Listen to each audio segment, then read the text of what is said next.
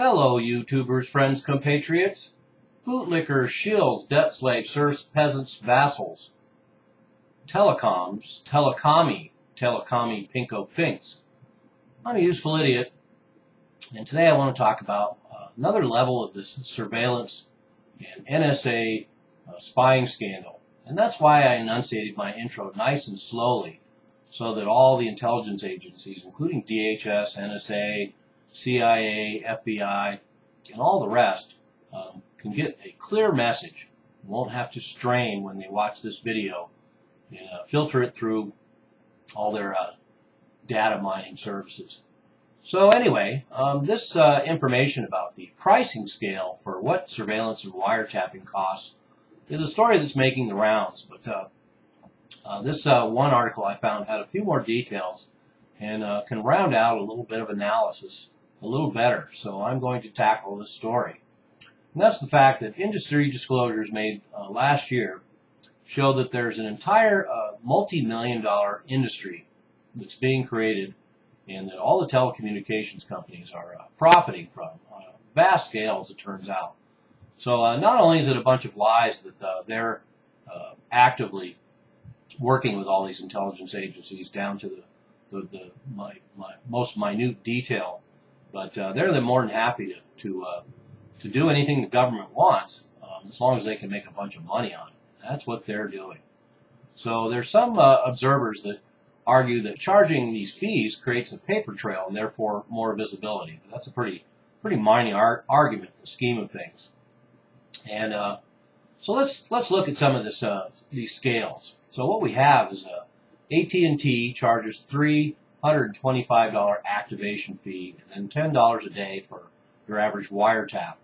And some of the other smaller outfits like Cricket and US Cellular charge $250 per wiretap. Verizon is one of the more expensive outfits. They charge $775 for the first month and then $500 a month thereafter for their wiretaps and surveillance. And Facebook says it doesn't charge anything to government for access. They just give it away for free. And no surprise there. There's no figures for Microsoft, Yahoo, and Google, so we don't really know how much they charge.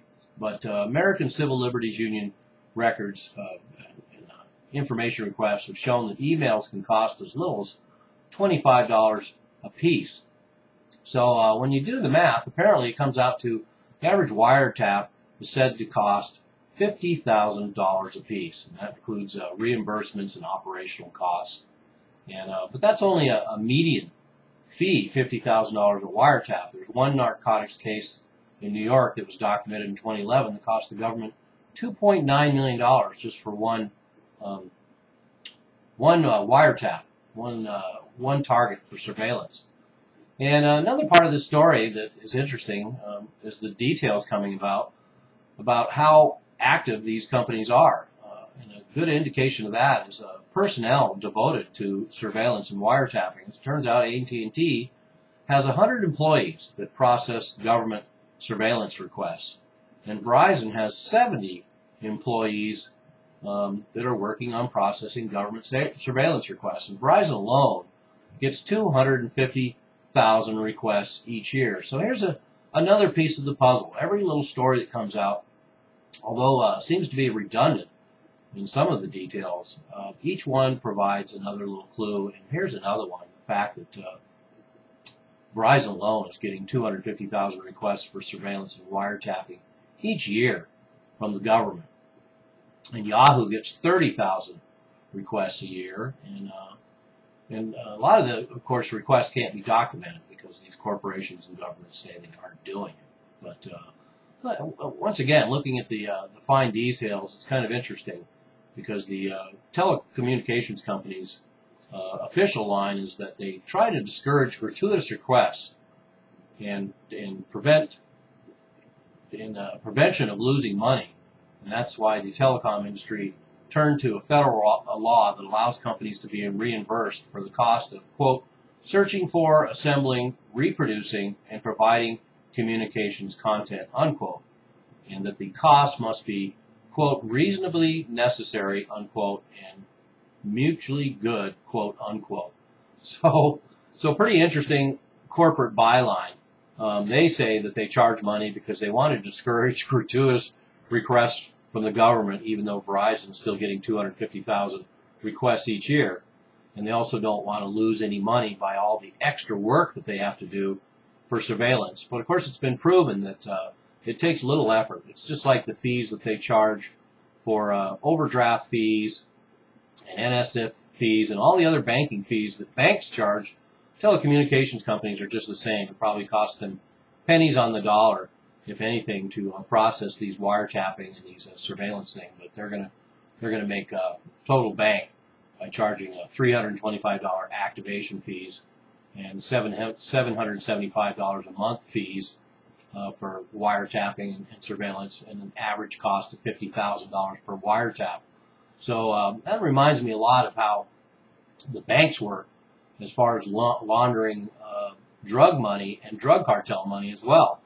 They can charge exorbitant interest rates on this money being laundered through their banks because they know that they're the only game in town, and that's where the terrorists and the drug cartels go, and so they just decide they're going to do whatever is legal or illegal and make some money off it. So this is pretty much akin to that as far as I can tell, and to use this idea that the cost must be, quote, reasonably necessary, unquote.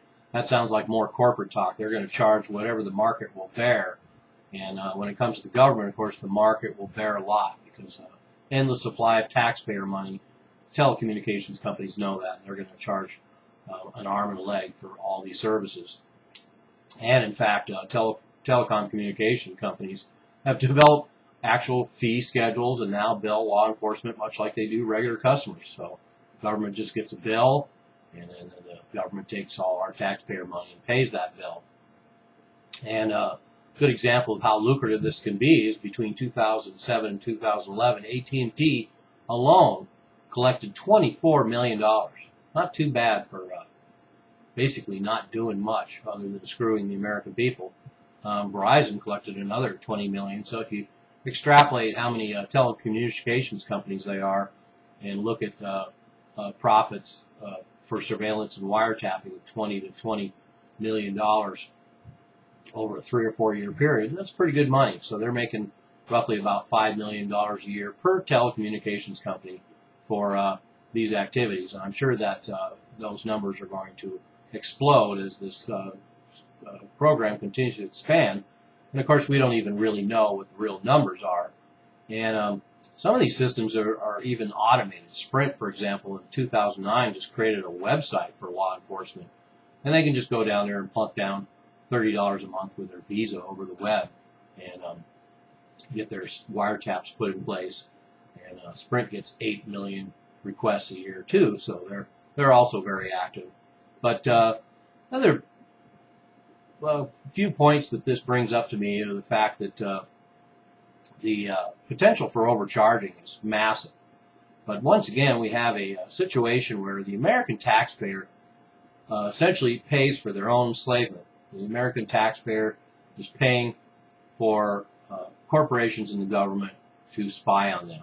It's really as simple as that. When you have the government paying out basically bounties to telecommunications companies for wiretaps and surveillance on a whole range of citizens, some with connections that need to be looked at, connections to overseas calls, and connections to people on watch lists, etc. But considering the volume, of course, we know that millions of American citizens are being watched for all kinds of reasons. So here we have a cash cow for the telecommunications companies. What a surprise.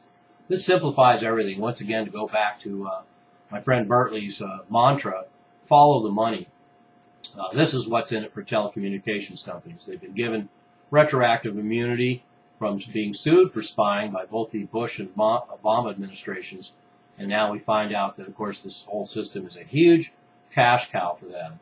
So initially there was a little sticker shock when looking at the fact that the government was requiring telecommunications companies to adjust all their systems in order to facilitate government spying and absorb those costs. But as it turns out, the United States Congress granted the telecom communications companies $500 million in 1994.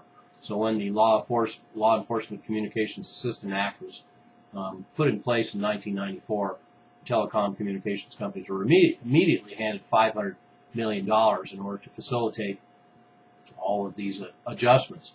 And so not only did they get paid up front, a big fat check from the taxpayers, but now it continues to just be a giant cash cow for the telecommunications company. And when it comes to money, I'm sure every single scrap of American citizens' information is available to the government because, well, there's money to be made. I'm a useful idiot. Don't you be one too. And remember, if I agreed with you, then we'd both be wrong.